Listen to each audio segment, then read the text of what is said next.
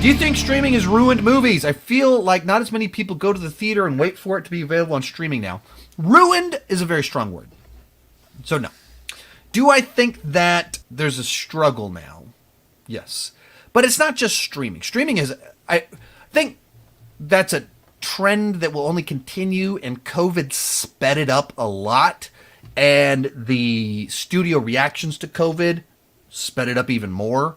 I think Disney's the one that's hurting the most from that. Specifically, their animation is hurting the most from that. I don't think it's streaming ruining movies, but there is a bit of a crisis of what do we need to do? There's always going to be a desire for these big experiences, and watching a movie with an audience is a community experience. That's different from watching it at home. I don't think that'll disappear, but I think it'll become more and more niche, where people more and more only want to go see the biggest things, the best things, special things, and they're willing to wait for more things. And it's not only just streaming also, though. Let's do a history lesson. You see Wizard of Oz in 1938. When can you buy it and watch it at home? 1980, 42 years later. You can, I guess, watch it when it airs on television 20 years later. So 1938, when can you watch King Kong at home? 30 years later in 1963 or whatever. I mean, I don't know when King Kong first debuted on television, but not everybody had a television in 1933 because they were only being invented. Like, there was 20 years before TV started to be a thing. Like, yeah, people have a TV, and there was 3 channels. Home video as we know it starts in the late 70s, and even then, it's starting to become a thing.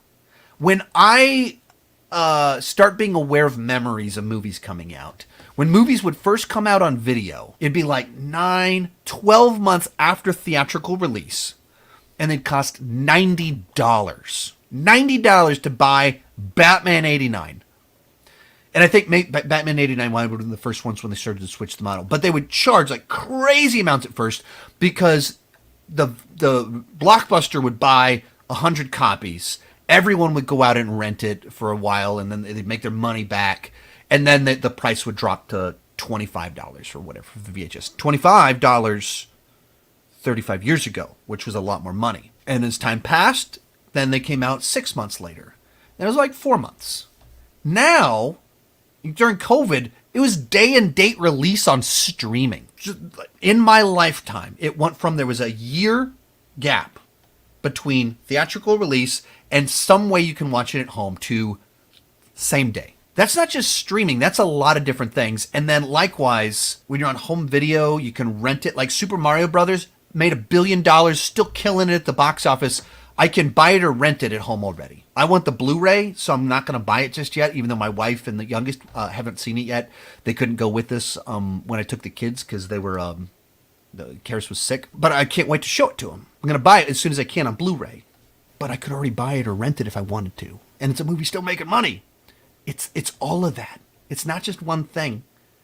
And they're stealing box office money to do streaming and home video and all this different stuff that by shrinking that window, they're killing the theater experience, but it's a lot of stuff. Most of these clips are pulled from my weekly Patreon live stream. Join at any level and you can join the chat and ask all the questions you want. That's for as little as $2 per month. For $5 per month, you can get your name on my end card. For $25 per month, you can have a monthly video chat with me. Link is in the description for more details, and keep talking movies and TV too much.